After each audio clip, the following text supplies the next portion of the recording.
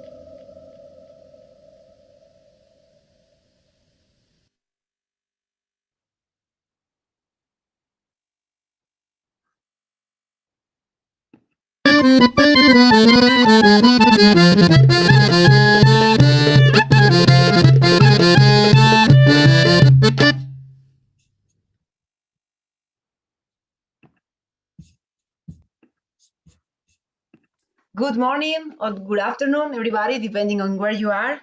My name is Paula Barbeito from Slow Food, and I want to welcome you all to another episode of Rivers Connect the World within Terra Madre. Today we are talking about salmon rivers. And before jumping and explore all the stories that our excellent audience of speakers will share with us, I would like to share some technical aspects with our public.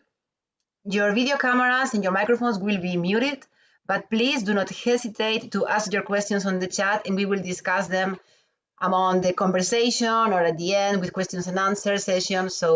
But please do not hesitate in join the conversation. So Gary, all from my side, the floor is yours. Thank you, Paula. I'm Gary Granada, and welcome to the third installment of Vanishing Foodways presenting Rivers Connect the World. Previously, in the earlier parts of Terra Madre, we traveled the Mississippi, the Mekong, and the Danube. And today we are sharing voices from salmon rivers, most notably the Columbia River Basin, and also salmon rivers in Ireland. You people aren't here to hear me talk, so let our panel introduce ourselves. And let's start with Leon Lewis of the Six, I'm sorry if I'm butchering that, of the Okanagan Nation. Leon, please introduce yourself and tell us what salmon means to you. Leon, are you still on mute?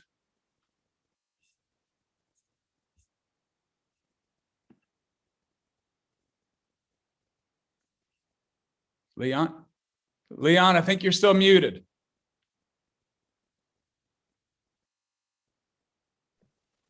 How's that? That's good. All right. I'm not very technical. It's like to say, why has qualichutin is quis Chwelna. Chwelna was my great-great-grandfather's name that was given to me. My English name is Leon Lewis. I'm from the Okanagan. I am the cultural spiritual advisor for the Okanagan Nation Alliance. I am a teacher and a student of our culture. And our culture is so fascinating and so beautiful. One of the things that my mentors have taught me about the Columbia River is that the salmon is a very important resource, not only to the people, but to the water and to the land. When our salmon comes, when they come and they lay their eggs, and that sometimes they'll pass away, and then sometimes they'll float to the bottom of the water, and they give nutrients to the water. And then the animals, the bears, the eagles, they'll drag the salmon up on the land, and they'll eat parts of it. And then whatever is left, even their poop remains, gives nutrients to the land, so the land becomes healthier. So that also feeds our people. So our people, we are a spiritual people.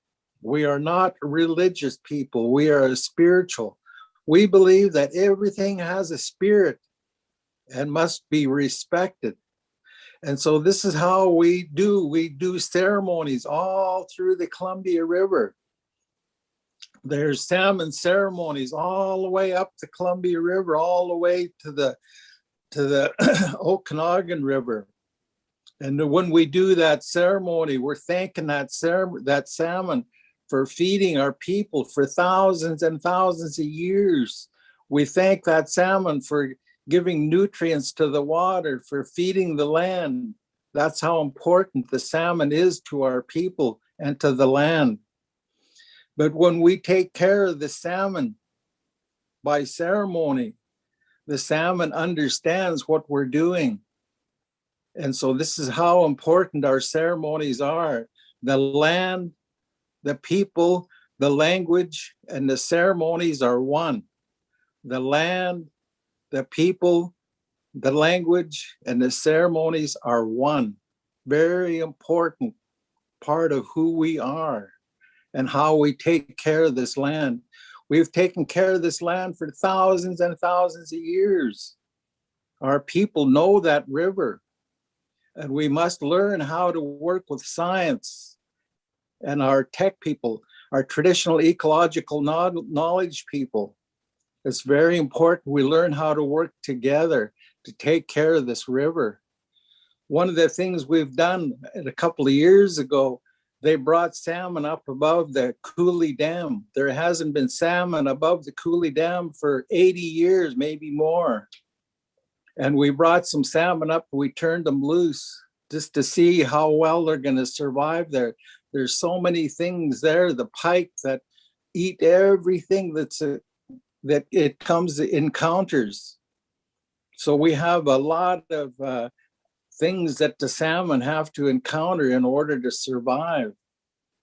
But Ryan and Howie, they do the science. They bring the eggs, they gather the eggs in the fall. And when we gather the eggs, we do it in a spiritual way. When we gather those eggs, we sing to those eggs. We tell those eggs what we're going to do with it. And we raise them. Then after we raise them in the springtime, we turn them loose. And when we turn them loose, they go down the Okanagan River, all the way down to a place in Brewster, Washington. That's where the Okanagan River dumps into the Columbia River. And the salmon, they go down the Columbia River all the way out to the mouth of the Columbia River into the Pacific Ocean. And they go all the way up to the Alaska Panhandle, and they go around and they come back. It takes them about 5 years to make that cycle, all the way back up to a place called Okanagan Falls. That's where there's a dam there where we catch that salmon. And so it takes 4 years for them to do that. And our people, we've done that salmon ceremony at OK Falls for thousands and thousands of years. And it's happened all the way down the Columbia River. Our people have been doing this. And one of the things that is missing is our salmon chiefs. The salmon chief is very important because the salmon chief will tell their fishermen when to fish and when to stop fishing, because they need the salmon chief will tell the people we need to let some of the salmon go by for our brothers and sisters upstream. And so they'll fish, and then they'll stop fishing and allow more salmon to go up the river. And this is one of the things we need to bring back is our salmon chiefs. Very important part of our culture. and our ceremonies are the salmon chiefs. But the Columbia River, all the tributaries that dump into the Columbia River, as you've seen on that map, is just like the veins of Mother Earth.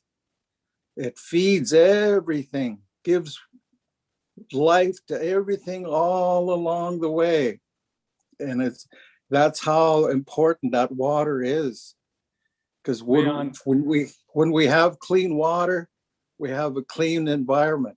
Yes.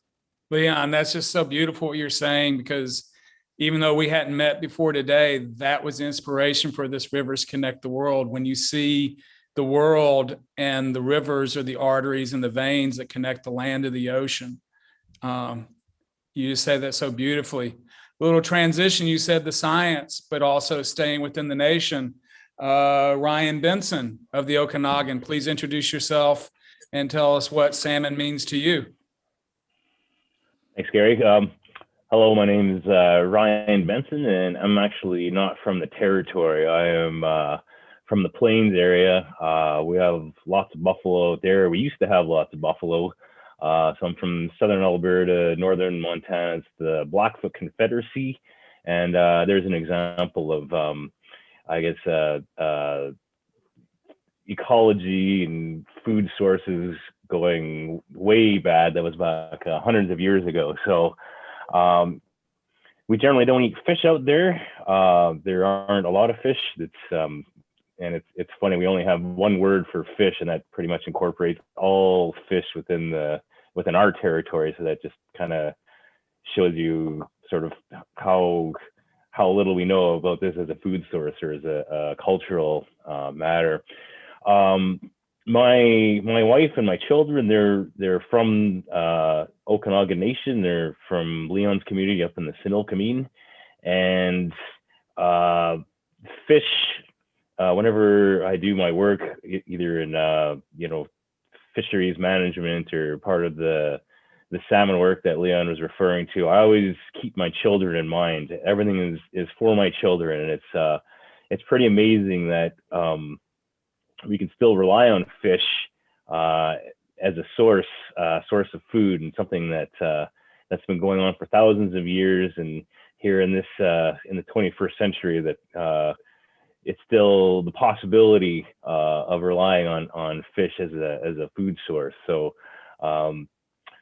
pretty much everything that drives me, that gives me inspiration, it comes down to my children, and also all of the children and the grandchildren within the nation. So that's what kind of inspires me and keeps me going. Another thing too is just looking at at a professional level, just being able to practice what my training is for, what my professional credentials are for, and to be able to do something that's beneficial, as opposed to like industry and clear cutting and harvesting and things like that. It's something that's provides benefit both for the Silk Nation and for the fish and for the ecosystem, and across the board, globally in the big picture. So that's my what it means to me. Ryan, that's so incredible that you come from buffalo or bison country, and you're working with fish. When we hosted Slow Fish in New Orleans in 2016, the banner behind me, we concluded with what would be a traditional Louisiana boil. I mean, this is crawfish season now, but we also did a Cajun boucherie where we slaughtered a hog. And people were wondering, well, why are you doing this at a seafood conference? And well, the biggest insult to the oceans and fisheries is what's happening on land, particularly with industrial agriculture, which is our segue to go halfway around the world, across the Atlantic to Ireland, and talk with Sally Barnes, whose rivers have been heavily impacted with industrial agriculture. Sally, please introduce yourself, briefly explain your work and what salmon means to you. And you may need to unmute yourself. Good evening, good morning, good afternoon, wherever we are on this planet, this wonderful planet. Um, I'm Sally Barnes. I'm a wild fish smoker. I'm the last person in Ireland working exclusively with wild fish. And I'll have to qualify why I do that. I was married to a commercial fisherman for a rather long time. So I have a very close connection, obviously, with the sea, but the fishermen as well. And we do have problems in this country. The salmon for me is it's my symbol. I think in this life and in this world and in this space, I see myself as a salmon because I always seem to be fighting the current of general opinion, fighting the current of what seems right and fair and good. I sustain myself, which I think is quite clever of me at this point in my life, largely through my connection with salmon. It does become a really interesting means of connecting with different people. I loved what Leon said there. That was just so perfect, so beautiful. Ryan, I think I heard you speak before and you were saying that the steelheads reintroduced themselves to a body of water when the water was left alone. Is that correct? Maybe I'm dreaming. I thought it was fabulous that nature will redress some of the imbalance that we've created. In Ireland in former times, every river had a run of salmon. And there was so much salmon in this country at one stage around the turn of the last century that people who were indentured as apprentices or interns in industry or whatever the industry was locally, wouldn't have to eat wild salmon more than twice a week. It was poor people's food. It was everybody's food. And with Ireland acceding to the European Union in 1974, up until that point of time, we didn't have a lot of bag chemicals being applied to the land. Agriculture was very basic and quite simple and quite fab. So really, before 1974, Ireland was a largely organic, totally organic farming community, but with the subsidized chemicals coming from our accession to the EU and the Common Agricultural Policy, that was the death knell for wild salmon. The rivers were used as sewers, effectively. There's only one really big dam in this country, and that's the Shannon, and that's an HEP system. And when that was constructed, nobody thought to put a salmon ladder in. So we lost salmon on that river. We lost eels because the eels could manage to get up, but it's when they come back down again, they go into the turbines. They did eventually build a ladder, and that just facilitated another problem for Irish wild salmon in the rivers: seals. The fisheries authorities have images of seals ascending the salmon ladders, just because it's much easier to catch a salmon in a river or a smaller body of water than it is in the open ocean. I'd be lost without salmon. Actually, I've given my life working with them. Having trained for teaching when I was very young, moved here, I'm a Scot, and married to a fisherman. The only thing I could do was learn how to conserve and preserve fish in a kind of traditional manner. And that's what I've been doing ever since, and talking about the tragedy of wild salmon. My friend Mark Boyden, who'll speak next, is a total and utter hero, because I knew years and years ago that there was a system for assisting Mother Nature by introducing fertilized ova into riverbeds where salmon numbers were declining. Mark did that off his own bat some years ago, but then the genetics of doing that is far too narrow a genetic breadth and depth of individual animals. So, and a lot of our salmon recover from spawning, the rivers here are very short compared to over there. So, they can get in, and if it's a wet summer and they can run straight up and spawn, then they largely go back to sea again and feed again. Our fish are all Atlantic, obviously, though there are some pink salmon appearing in rivers which have escaped and moved their way around here and the north of Russia. So that's a little bit of a worry for the fisheries people here that we've got an invasive species, but it's a salmon. I think that's probably where I'm going to go and stop. And thank you for your time. Yeah, well, that's a great segue to Mark. Mark, please tell us your work, your relationship with salmon, and what you do with streamscapes. Well, I try to figure out, I keep hitting my computer and advancing screen, so I'm going to try to get us back. Is my screen still being shared? It has been stopped. You're not sharing your screen now. All right, I got to figure out what I'm doing. Okay, Mark, while I'm taking care of that, please tell us your story. Okay, thanks, Gary, and thanks, Paula, as well for hosting this. It's a really interesting group of people here, and I'm learning loads already in the first few moments. I'm very taken with Leon's mention of the connections between the dance and the chants and the people and the salmon and the landscape. We're very much centered on that. But what we do with Streamscapes is the name of our program that we've run since the 1980s. And over 30 years, we've engaged with different catchments or watersheds throughout Ireland, north and south. And we engage with communities. We look to engage with kind of what we refer to as this kind of small critical mass of people. So, we try to directly engage with 5% of, say, a given catchment's population. As Sally mentioned, there's smaller rivers. There might only be 20 schools in an entire river catchment, but we try to engage with all the schools and then work with different sectors, work with farmers, work with the fisher folk and all the sectors really, and just instill that sense of pride and awareness of salmon and of the environmental conditions that salmon and that whole suite of organisms, sensitive organisms, requires in terms of water quality to support a wide biodiversity.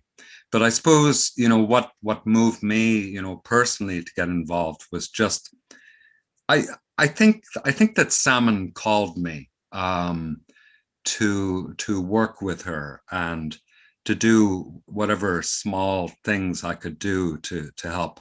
And one thing that struck me down the years, even the feng shui ideograms or symbols for qi and sha kind of interest me, because qi, literally the ideogram is literally running water, and sha is stagnant water, and the salmon for me is a diviner of qi. Salmon will always seek the qi and will try to escape as quickly as possible away from the sha, away from stagnancy. She's always seeking, the bubble curtain, the waterfall, the deep, great sea. And so I suppose I identify with salmon, but a lot of, and I suppose we would try to communicate that as well, about how we are related to salmon, and that the salmon's life is this kind of sums up the struggle of life, the struggle and the joys of life, because we all struggle against a current. We love to rest in deep pools. We love to explore the wider world. We may find a mate and have offspring, or we may fail and die gloriously in trying. So yeah, for me, salmon are the soul of the landscape. And one question I always ask is, if you lose your salmon, do you lose your soul? Thanks very much. Thanks, Mark. And as I enter my 6th decade on this ride around on this moldy rock, I am really hearing the call of salmon and can't wait to get onto salmon rivers and explore and share in person with all of you, which brings us to our last but not least presenter, Sam Mace in Spokane, Washington, that works on the snake. Sam, please introduce yourself and a little bit about what you do and what salmon means to you. Yeah, thank you so much for inviting me to be part of this whole conversation. I live in Spokane, Washington. So I live in the Upper Columbia, which has been talked about in this conversation already. And I live on the lands of the Spokane Indians. But I grew up on the Western Oregon coast in the land of the Coos Indians. And grew up right on the Salmon Steelhead River, literally 20 feet out from my front door. And one of my fondest memories, like ingrained in my brain, is going up and watching those salmon spawn with my brother. And so the community I grew up in was both a logging and a commercial fishing town. And so I did grow up in a community where people's livelihoods depended on those healthy fisheries. And life took me to Eastern Washington in the mid-90s. And that's when, where I had grown up in my watershed, it was the logging, and that was the biggest issue with the fish returning. Where I live now, it is the series of hydro dams that have been built up the Columbia and Lower Snake Rivers. And since 1997, I have been working with sportsmen, commercial fishermen, and conservation groups in working to get the 4 dams out on the Lower Snake River, which is in Eastern Washington, which is hindering habitat, like salmon getting up to habitat to more than 5,000 miles of really great salmon and steelhead habitat. And where we are right now, like, this has been an ongoing issue. Those dams were actually, like, lots of people tried to stop those dams from being built back in the 60s and 70s. And now we're kind of trying to reverse this bad decision that was made. Our issue is really kind of front and center right now because we've had a Republican congressman in Idaho, Congressman Mike Simpson, put forward a plan to remove those 4 dams and replace the benefits that they're still giving us with other means, like different transportation for the farmers, because they were built primarily to barge goods downriver, although that is really declining. So how do we, keep that decline going and figure out other means for folks to get their goods to market, and also looking at clean energy alternatives. And so we're really, really hopeful for that, and hoping that Democrats in Washington and Oregon will step up with Representative Simpson and support him in that. As part of our work, we work a lot with the tribes that have treaty rights to those fish. And when I'm talking about this issue in Eastern Washington, I talk about the contracts that we have with these tribes, where they, under these treaties, gave up a whole bunch of land and other values in terms to keep their hunting and fishing rights into perpetuity. And so we work really closely with the Nez Perce, or the Nimiipuu, as they call themselves, in terms of fighting for this effort, for them to have the fish that they were guaranteed and they're not getting right now. And with getting these dams out,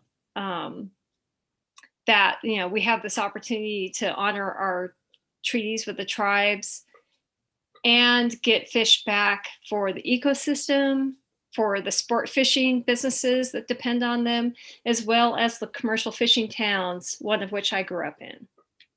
So I'm looking forward to the conversation. And I'll also say I love being on a Zoom call with someone from Ireland. As you can see from my hair, that's my heritage. I actually have dual citizenship there. And I follow from afar the efforts going on to protect and restore salmon over there as well. Thank you. Well, Sam, thanks so much. And again, this is a continuation, beginning of conversations that we hope to, when we gather in person and virtually, to continue and explore with people of other river basins.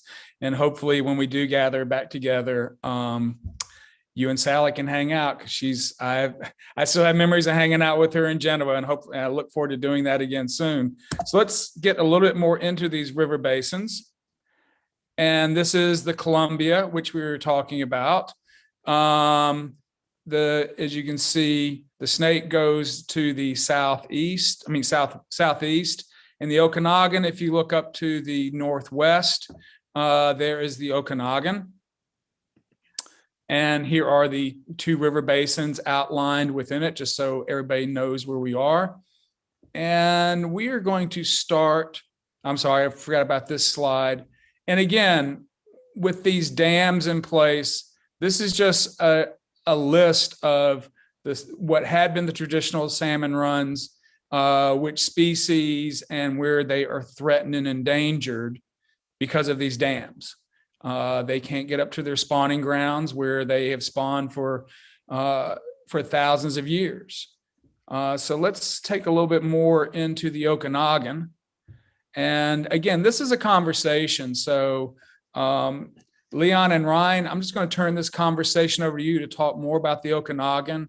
And anyone else on this panel, please chime in with questions and comments, as well as those of you online. The Q&A section is open. Again, this is more of a conversation than a formal presentation. And with that, Leon and Ryan, please share more stories about the Okanagan, the work you're doing, and how we can return this amazing river to its once vibrant fishery.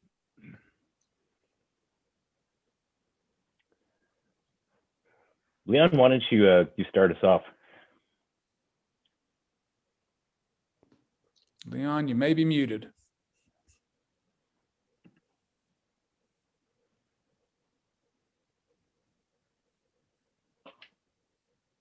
Leon? Yep.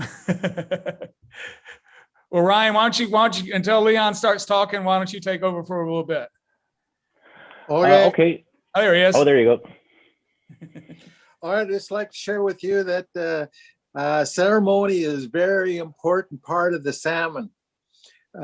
We began to do our salmon ceremony at a place called Okanagan Falls. And we never did that salmon ceremony for probably 90 years. When we first started doing it back in 96, I think it was. And one of the elders finally came and told us that where we did that salmon ceremony was at the provincial park. And so we started doing that salmon ceremony there. When we do that salmon ceremony, we're thanking that salmon from the beginning of time for feeding our people right up to today. We're asking that salmon be there for our children, our grandchildren, our great-great-grandchildren into the future. So when we do that salmon ceremony, that salmon understands that we appreciate it, and it will keep coming back when we do that salmon ceremony. And that salmon ceremony is done all through the Columbia River. And that's really important. That's how our native people take care of that salmon. And so we need to learn how to work together again, like I was saying about the salmon chiefs, to be able to allow the salmon to keep coming up. Because when they come up to OK Falls, that's where they lay their eggs. And when they lay their eggs, then that's how they keep coming back, because they know where they come from. Leon, what time of year is that ceremony? When is that ceremony? That ceremony, that's Yes. in September. Okay. Usually about the second, third week of September. And the salmon ceremony is just getting bigger and bigger. More and more people come from a long ways. There's people that came from Japan that lived there, that were tourists, and they moved from Japan over to OK Falls just so they could come to that salmon ceremony. People from Saudi Arabia, people from all around the world come there just to be a part of that salmon ceremony, to understand the importance of when we eat that piece of salmon ceremony all together. That's one mind, one thought, and one prayer when we do that salmon ceremony. So they keep coming back. And especially with the O&A fisheries, what Ryan and Howie do of raising those salmon smolts when they gather the eggs. So important to be able to do that, so that when we gather those eggs and we raise them, we sing to them, we talk to them, and we turn them loose. We bring these little kids from the school, and they help turn those salmon smolts back into the river. And like I say, it keeps going all the way down the Columbia River, all the way down to the Pacific Ocean, all the way up to the Alaska Panhandle, and then they come back. So when we catch that first salmon, we cut it open and we put the air sac back into the water so that that salmon will always remember where it comes from and will always come back, return to that place. And so when we do that to all the tributaries where the salmon go to lay their eggs, that's important that we take care of those places like that. And then all the things that they have to encounter just to get to the Pacific Ocean, there's a lot of things that they got to encounter to survive.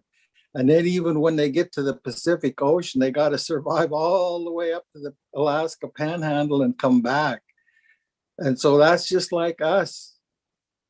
We have so many things for us to survive. So that salmon represents the human life also. So it's important for us to be able to take care of that salmon. Like I say, it not only feeds the humans, it feeds the water, takes care of the water. It takes care of the land. Even the loggers, when they cut the trees down, they can count the rings. When they count the rings, the thicker the ring, the bigger the salmon run is. And so when we take care of that salmon, the land becomes healthy also. Everything becomes healthy. But the one thing we can't do is introduce anything that's not foreign. When we introduce foreign things, it upsets the balance. We have to keep all things natural that are naturally there. They all work together to take care of each other. That's how this ecosystem works. When you take one away, the thing begins to fall apart. So that's why we do our best to take care of all the natural things that live there. That's important. It's wonderful, wonderful. I'm so glad to hear you say about the ceremony, that other people are welcome. One thing is we have these conversations with various river basins around the world, and Paula and I have traveled together, is the importance of tourism and people coming to be able to take part in this, but also show their support. And that's one thing we're trying to grow within the Slow Food or Teta Madre Global Network, is this sharing and how we can visit one another's river basin and support each other's work and traditions. Ryan, please expound on and add to what Leon was talking about. Certainly. So I'll just give a sort of a historic and maybe scientific perspective. So there used to be a really significant salmon around, both Chinook, sockeye, steelhead, coho back in the day, all the way up to Okanagan Lake. That was the basically the extent of it. You can see sort of right up in the middle there, it's kind of a dog leg looking lake there. And just due to the, a lot of it was habitat, sort of habitat modification and commercial fisheries back in the 1800s and into the early 1900s, the hydroelectric dams that were built mostly in Washington state, but also up in Canada, there was quite a few dams that were placed that were impassable. So in the Canadian portion of the Okanagan, there's Sawyers Lake is the southernmost lake, and then Skaha Lake, and then just to the north of that is the Okanagan Lake, and that's sort of like the headwaters, traditional headwaters to spawning salmon. And so back in the 1950s, there was a series of dams built in Canada that cut off any salmon migration to the north of the Soyuz Lake. So that would make Skaha and Okanagan Lake not available to spawning salmon.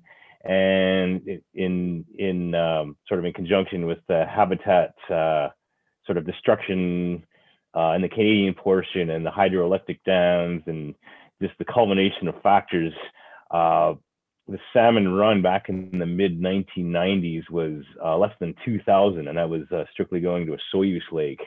And so this was very alarming to community and to leadership and to elders of the Okanagan Nation, and they brought it forward to Okanagan Nation Alliance to intervene. Otherwise, there was severe danger that the sockeye were going to blink out and become extirpated in the Okanagan Basin.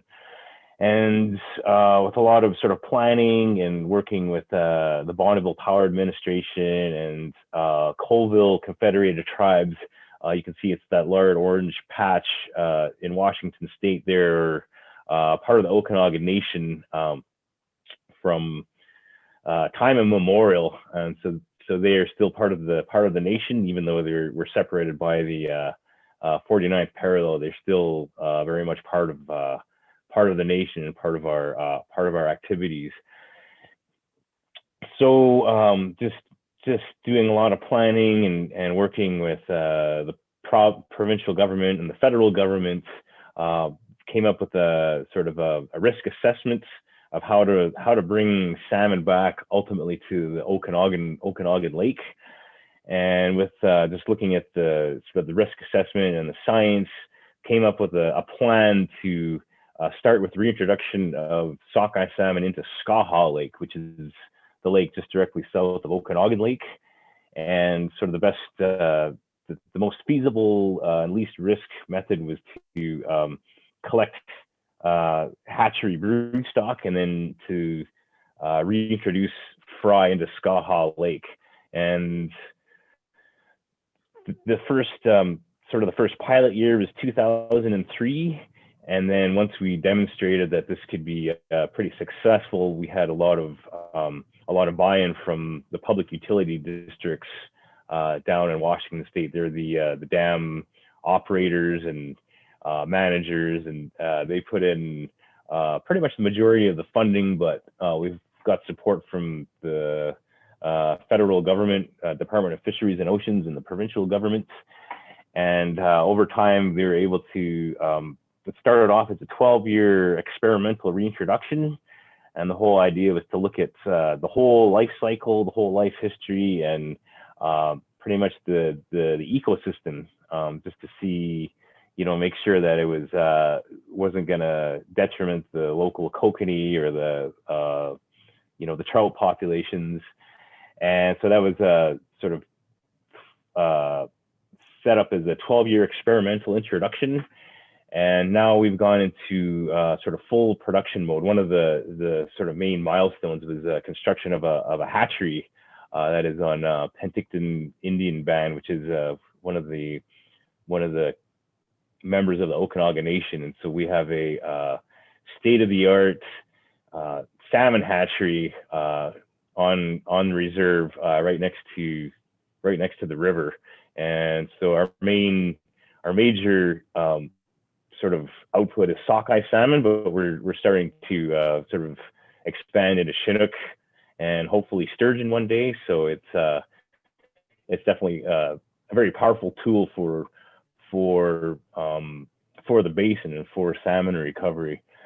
So I believe it was in 2011, we have a habitat group that do a lot of modifications, a lot of fish passage at a lot of the dams. And sort of the main sort of migration barrier was retrofitted in 2009. And in 2011, we observed our first spawning sockeye adult in Skaha Lake, just north of there. And ever since then, we've had a run sometimes as low as 2,000. It kind of depends on the overall run and on sort of the flow year. But I'm happy to say back in this last fall in 2020, we had about 26,000 adult sockeye running into the channel just north of Skaha Lake, and we also had a good 12,000 running into sort of the main tributary into the channel there. And so it's very promising.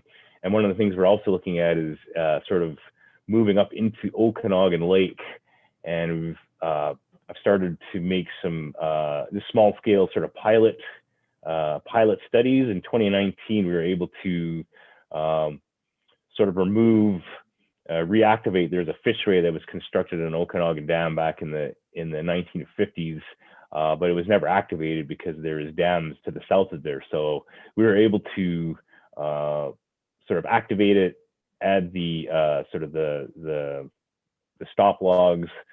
And in 2020, just this past fall, we did a small scale telemetry study where we tagged about 50 adult sockeye, and we put them in the lake, and we were able to see them, detect them swimming all the way up to the very north end of Okanagan Lake. So there's a community up there, Okanagan Indian Band, and we actually had detections in sort of the main tributary there, Queesis Creek.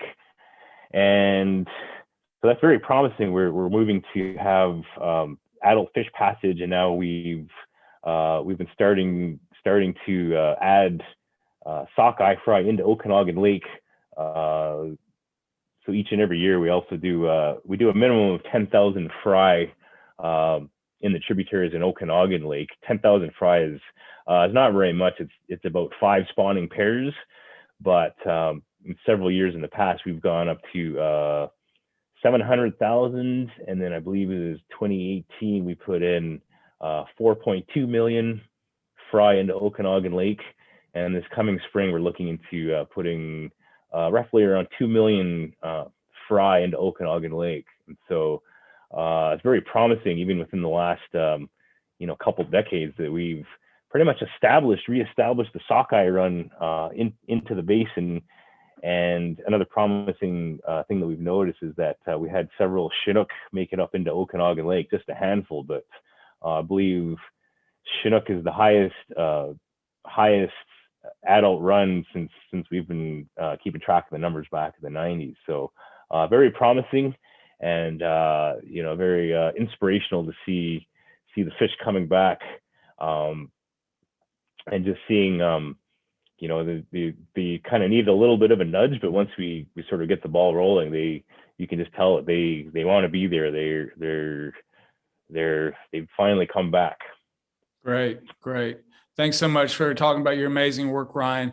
Before we hop back across the pond and taste some of Sally's smoked fish, just want to remind everybody the Q&A is open. Also, if you go into the chat, there's bios of each of our presenters. And our good friend Johnny Fishmonger has been active in the chat and actually post a link to the salmon feast, the ceremony that Leon was talking about. And if I can make it up, if we're allowed to travel in September, I will do my best to get up there. So moving on, back across the pond, Sally and Mark, it's your turn to talk more about your amazing work. And Sally, your woodcock smokery. I've eaten this fish, but I can't wait to come and visit you and get my hands in this stuff. Come and do a course and I'll teach you how to do it yourself. That's my project for the next number of years. I'll be there. Good man. I'm still in awe of Mark and Leon's beautiful presentation. I'm thinking, what do you do to honor the fish? I give every single salmon that I fillet with these here hands a massage. They are such spectacular beasts.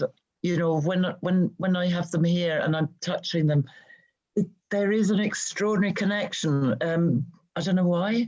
I used to have red hair. Maybe that was where the red hair came from, somewhere in the genetics of the past. It's very interesting that you're having such success. It's brilliant, Ryan. Absolutely brilliant. Breathtaking news. It's fantastic. But I know Mark, I'll leave Mark to speak about his experiences with ranching wild salmon on his river. I have to say that there are very few rivers left in Ireland with an appreciable run of fish anymore.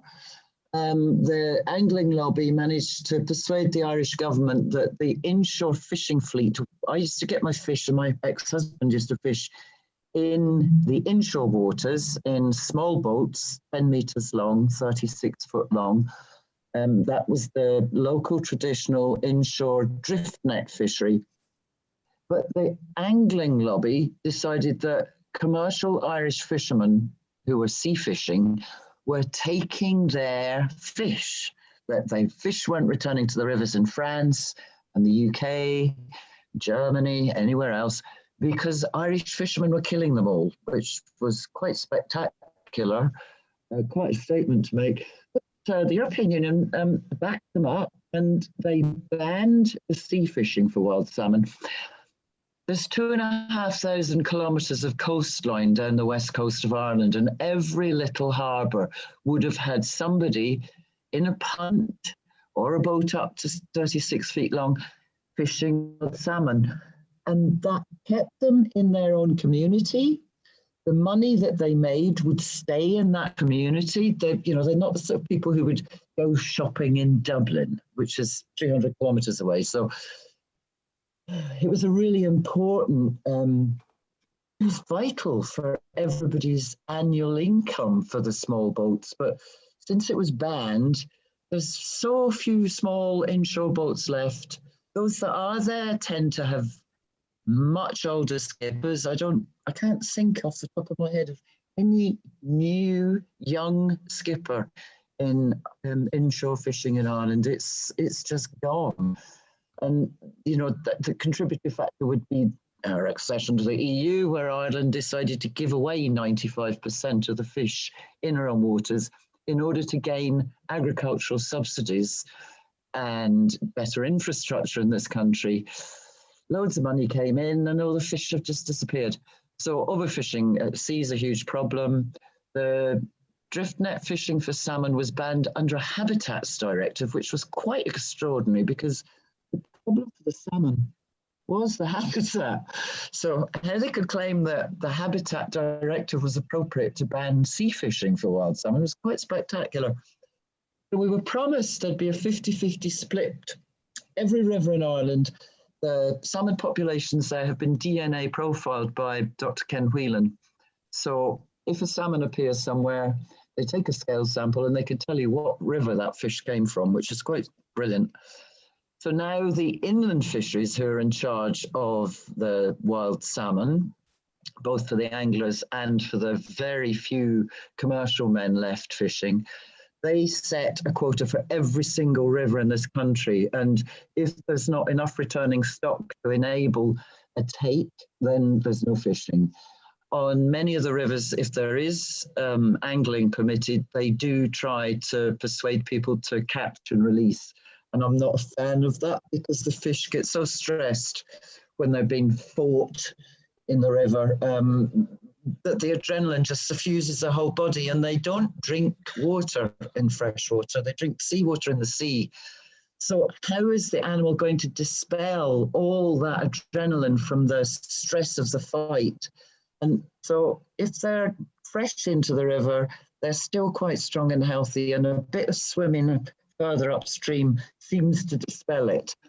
If they've been in the river for any amount of time because there hasn't been a lot of rain and the levels are low, they're going to be stuck, and you release them, you shake them off the hook, put them back in the water, and what the angler doesn't see is that quite often, half an hour later, that fish is floating belly up further downstream. So they're not actually witnessing the demise of the fish and the waste. So we thought, great, 50-50 split, that's all right. But somebody can't do the math. Last year, the commercial fishermen got 1,500 fish on the river that's closest to me that has a permissible take. They had 1,500 fish. The anglers had 3,500 fish, so that's hardly a 50-50 split. The other problem is the anglers are on the river from January through till September.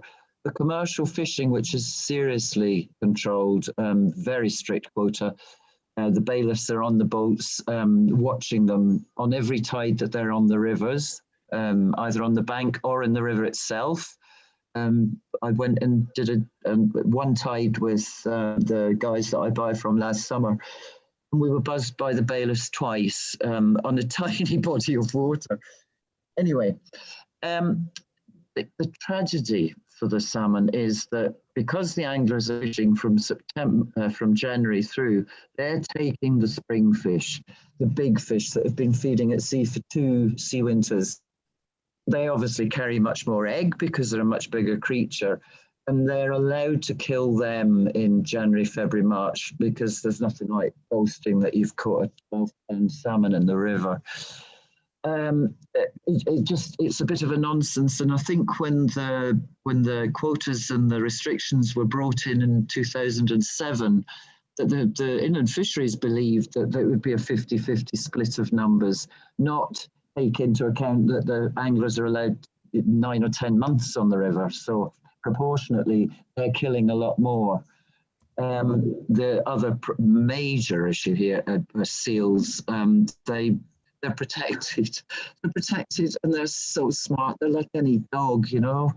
They knew when they were sea fishing from the pitch of the prop, the noise the prop made in the water, what that boat was going out to do, and they just hang back, wait for you to put the net in the water, and then fish the net for you, which was quite infuriating for the fishermen.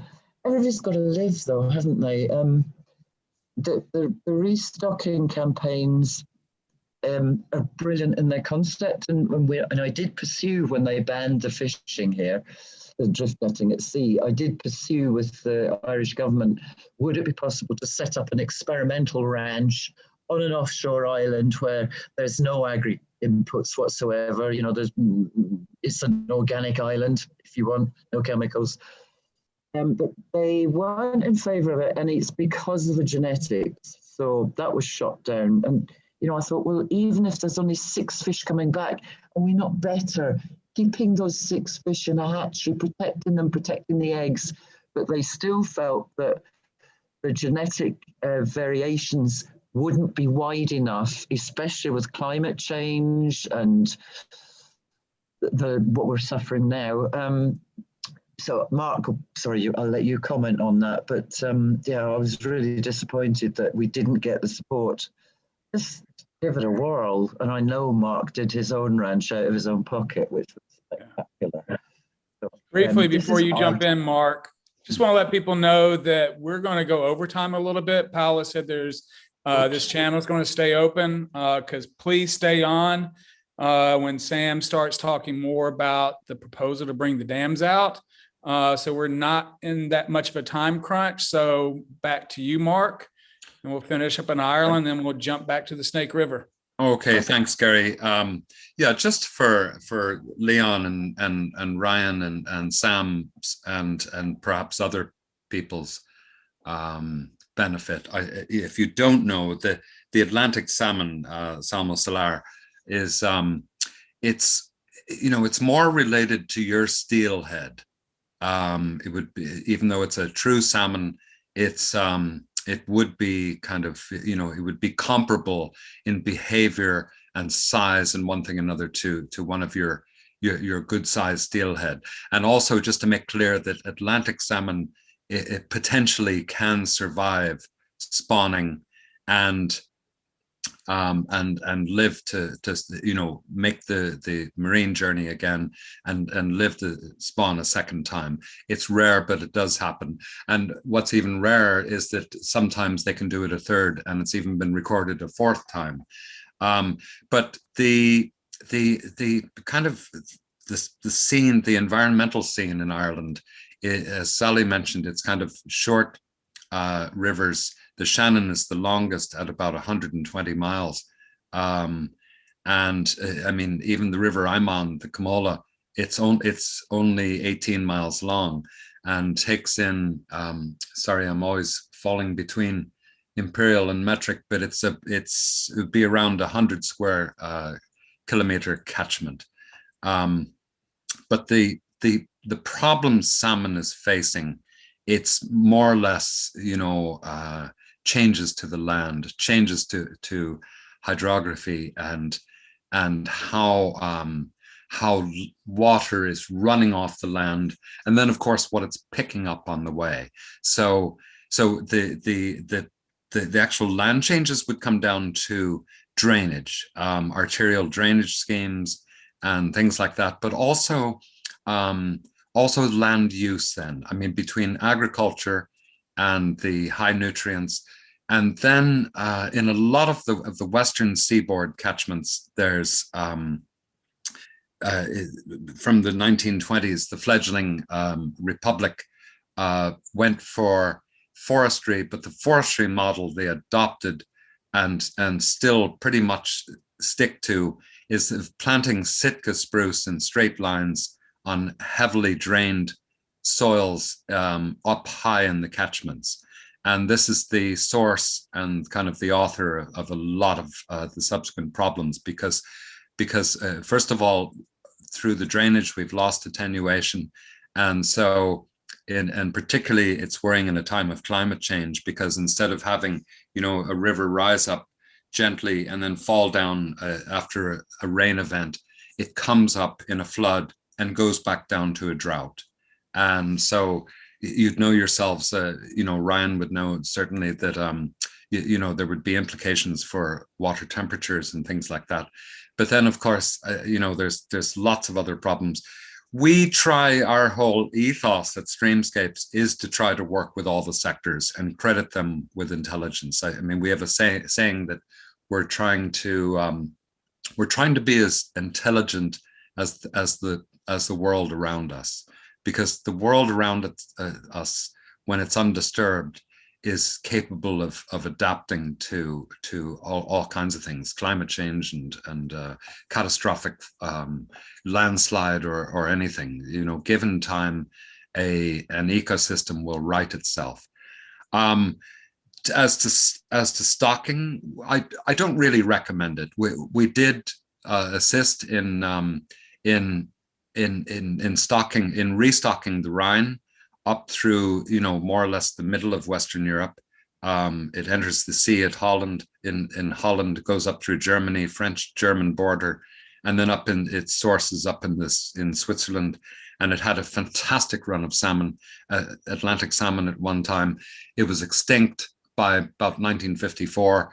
And where stocks are extinct, obviously, if you don't want to have to wait centuries for wandering salmon, or black salmon, as I call them, to recolonize, then you can kickstart with stocking.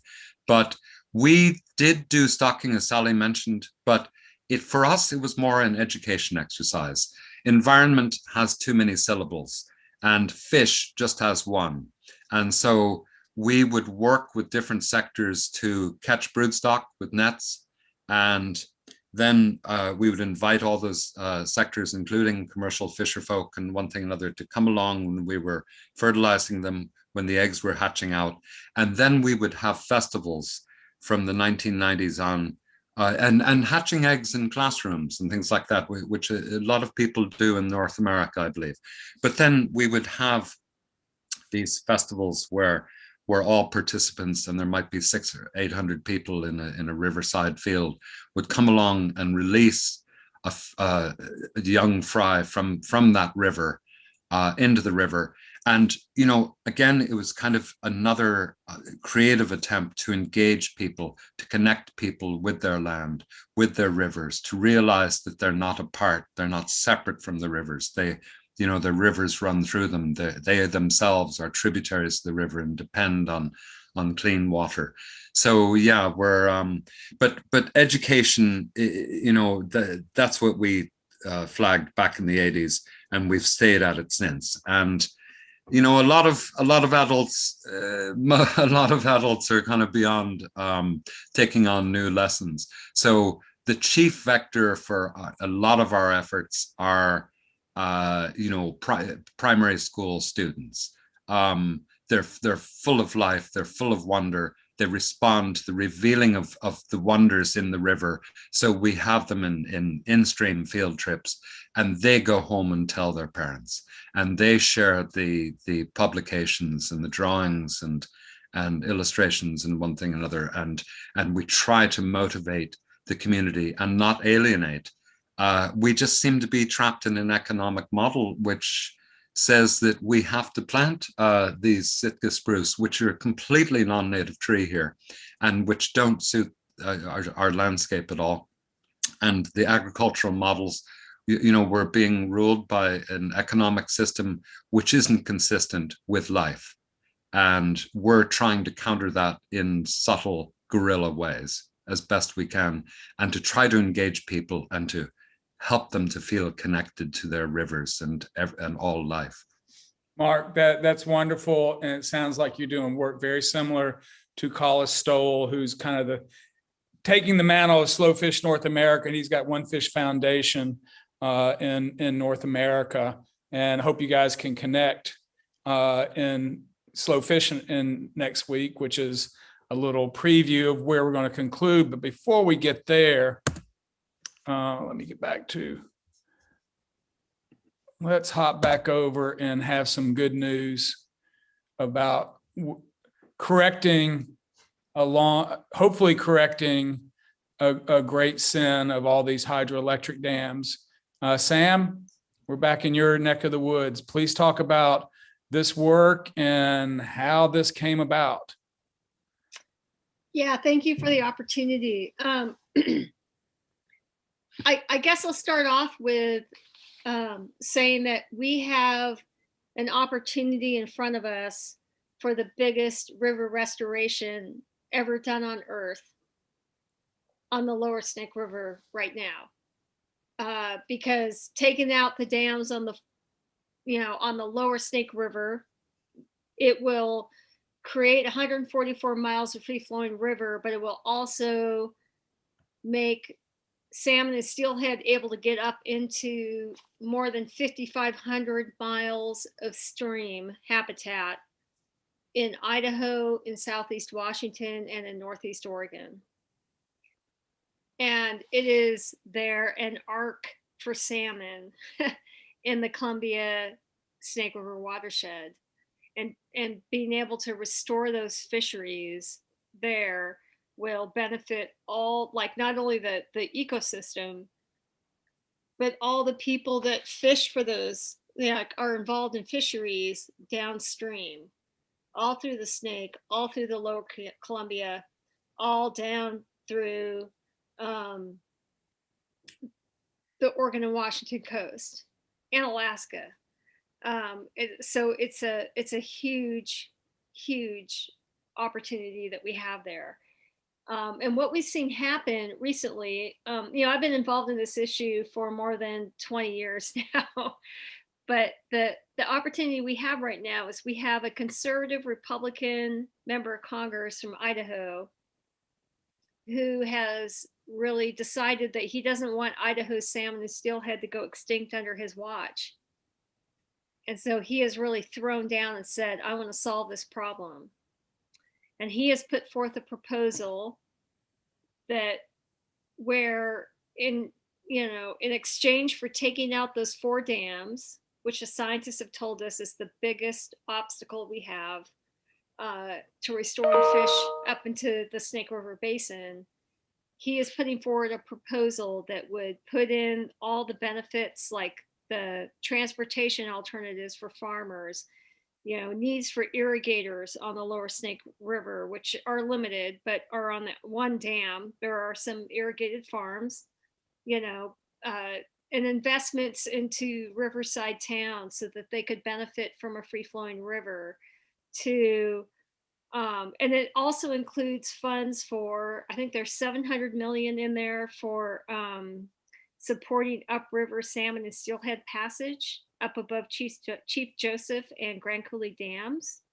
So he's looking at fish needs and salmon needs beyond just the Snake River. He's got money in there for Puget Sound. He's got money in there for taking out dams on other rivers that currently aren't, like dams that aren't really providing very many benefits and are impeding salmon and steelhead habitat. So it's this really comprehensive visionary proposal. And our struggle right now is that we've had this conservative Republican put forward this and ask, members across the aisle to engage with him on it. And so far, none of our Northwest Democrats in Washington or Oregon have stepped forward to say, yeah, we want to work with you on this. And we're hopeful that some will. There's a lot of pressure and push from people who fish and tribes and others who care about this to get them to do that. But for any of you who live in the US listening to this, reaching out to your member of Congress would be great. And I'll put my website and my email in the chat so that if you want more information, I'm happy to follow up. The other key issue that's part of this whole salmon question is are the southern resident orcas, the killer whales in the Puget Sound, who don't eat seals, they eat salmon. And they're endangered, and we're down to, I'm going to get the number wrong, but I think we're down to 77, 78 whales. We did have 2 babies born this year, which is good. But they have been dying, and the orca babies have been dying because they're starving, because they don't have enough Chinook salmon. And what the orca scientists and the fishery scientists are telling us, that our biggest opportunity to get more food to these orcas is taking out the lower Snake River dams to get salmon and steelhead back up into those systems and get more food to those orcas, which are just such a part of our culture and the Puget Sound. So time, like the time is really on us right now to try to get movement on that. So it's an incredible opportunity, and it's also one that is really going to need the support and input for fishermen and everyone who care about salmon to kind of step up and tell our elected leaders that, they need to take action and work with Simpson on this. Sam, as I became exposed to this story, I immediately thought about what's happening down here in the Southeast United States. Many of our dams were built back during the days of King Cotton, just to power a cotton mill. And of course, the mills went away when cotton went overseas. And but the dams are still there, and the downtowns died. Some of these dams have been removed, and now these rural downtown areas are hotbeds of kayaking, of whitewater. Restaurants, coffee shops are popping up. Young people are moving to these. So this economy that nobody saw coming, all of a sudden is bringing back Columbus, Georgia, Wetumpka, Alabama, stuff like that you never thought would happen. So it's, again, learning to live with nature and not against it. And then your point about the orca, that is an apex predator, and humans are an apex predator. So when the apex predators start disappearing, the top of the food chain, there's global problems. And hopefully people can start realizing, especially now during this pandemic, we're not immune to that.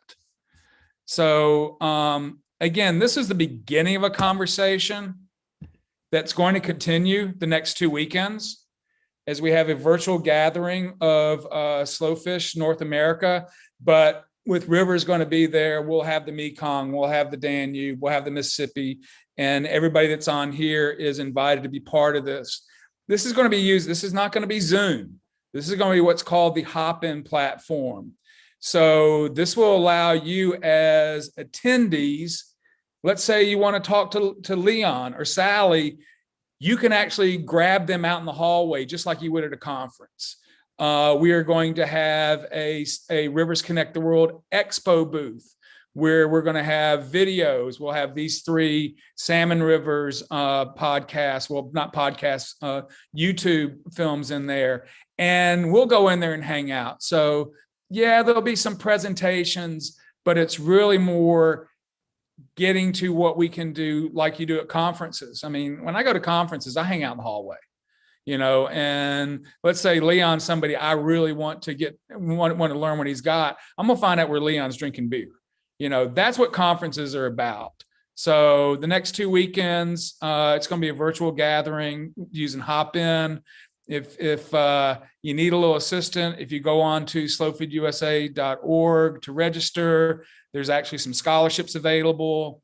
So again, this is the beginning continuation of conversations that we hope to have the next 2 weeks. And then when we start gathering in New Hampshire and Belgrade and Torino and Genoa, again, anybody have closing comments? I noticed the chat's been going pretty regularly, but nobody's asked any questions. So I just had an observation there about Sam's presentation, if I may, Gary. Sure. No, just that whole thing about just transition, I think is so important, because it's not good enough to just go along and say to foresters, oh, you have to stop cutting trees, and to farmers, oh, you have to pack in dairying or whatever. There has to be leadership, and there has to be pathfinding and scouting, and these people have to be helped to make the transition. So I think it's great that part of Representative Simpson's initiative is to actually create these new bits of infrastructure and opportunities for the people who will be adversely affected by correcting this wrong course, and getting rid of those dams and one thing and another. So fair play. That's great, Sam. It's great. And thanks so much for your presentation, Sam. Yeah, and that opens up a lot of stuff, because I'm doing a permaculture food forest and getting back to traditional ways, not conventional ways. And more farmers are doing regenerative, and we're having a lot of cross-pollination between fishers and farmers along these lines. And to approach farmers, it says, wouldn't you like to have better yields and not be a slave to all the chemicals you have to buy? Yes, they would, but the government subsidies have forced them into this unsustainable model. So I think that appeal to doing what the earth naturally does, less is more, to reach across, not saying you're the demon. It's like, hey, there are traditional ways of forestry. There are traditional ways of agriculture. There are traditional ways of fishing. And once we all get back to those or move forward through those, we'll all be in a lot better place, and we won't be having pandemics that actually, now you're kind of in my area of human health, arose out of industrial agriculture. So there is a question from Amy to Sam. She asked if will other dams come out after the 4 Iowa Snake River dams?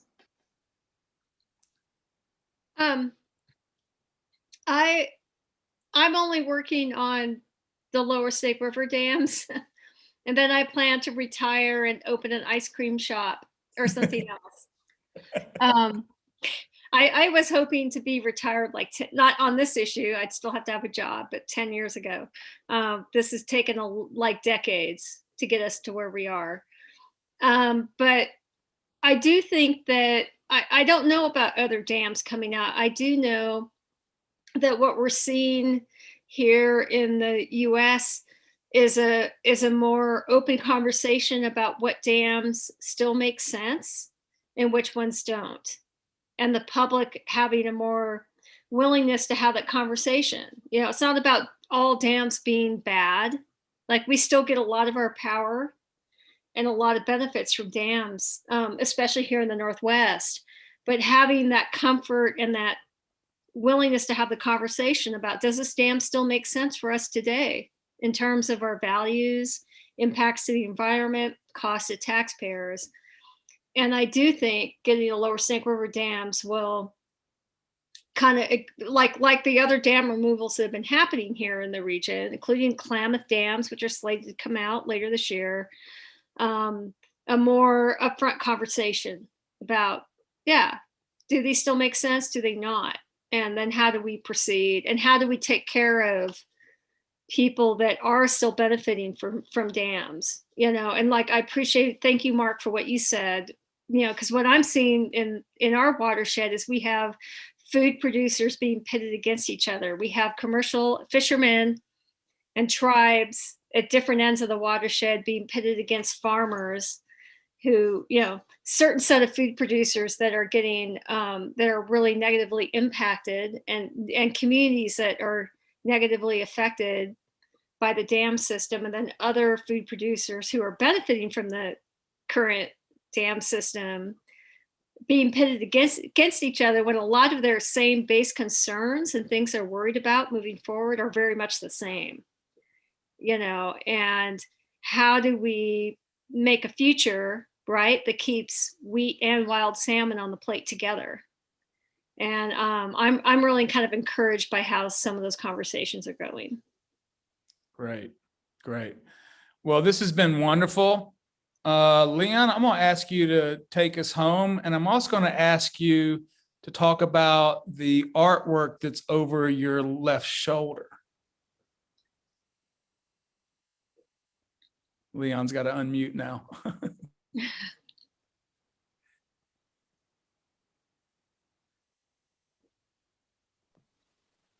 How's that? That's good. All right. Take us home and tell us about what's over your left shoulder. What's over my left shoulder, like I was saying, is my great grandfather. The picture that's there.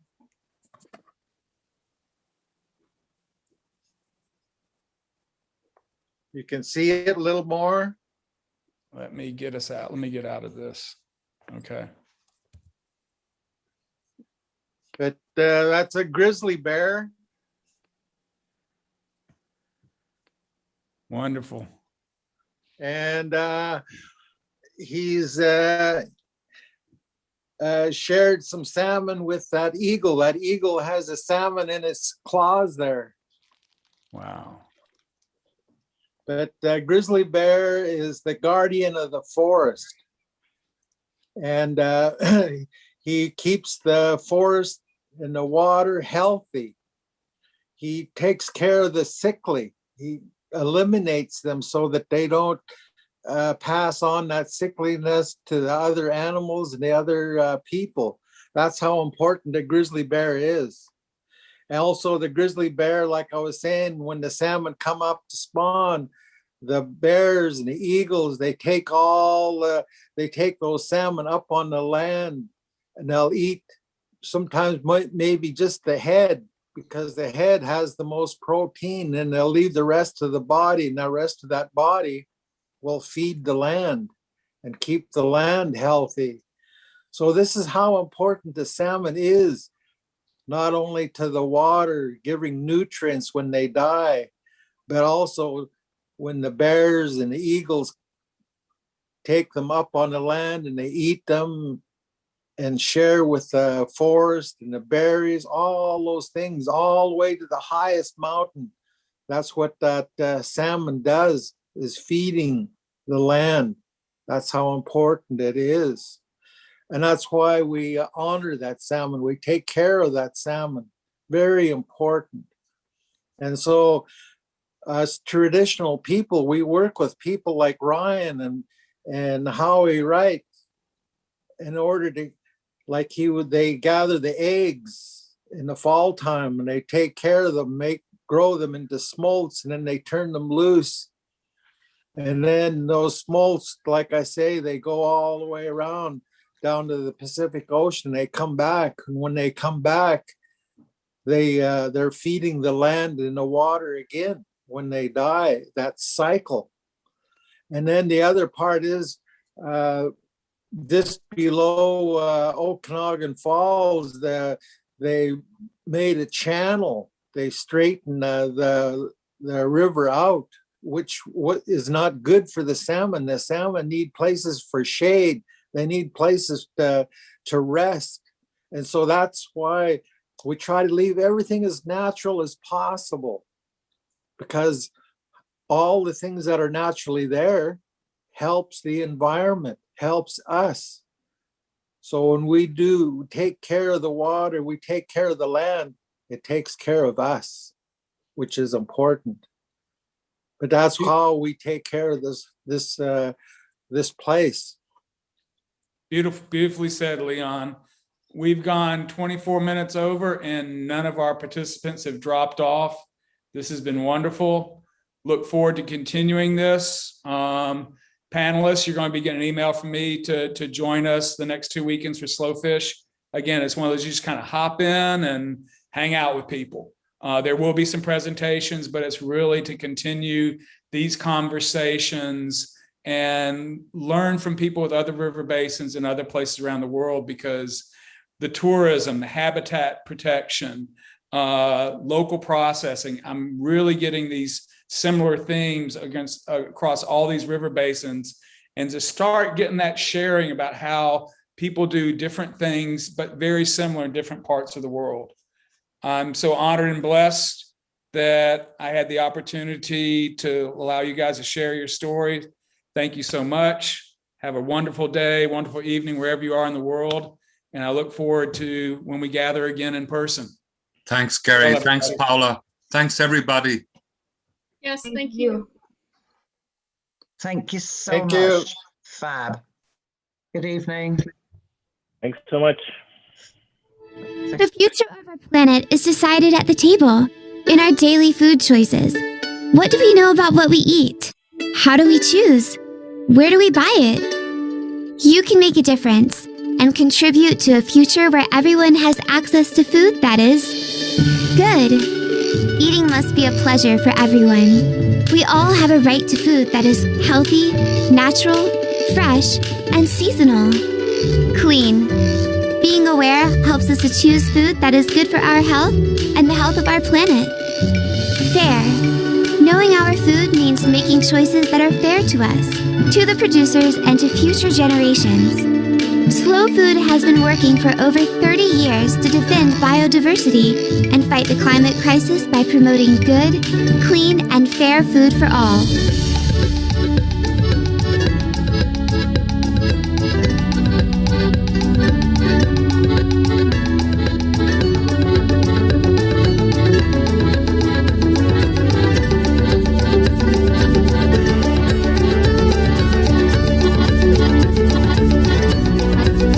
Support Slow Food. Let's act together for the common good. Go to donate.slowfood.com/en and follow us at terramadreselunadelgusta.com.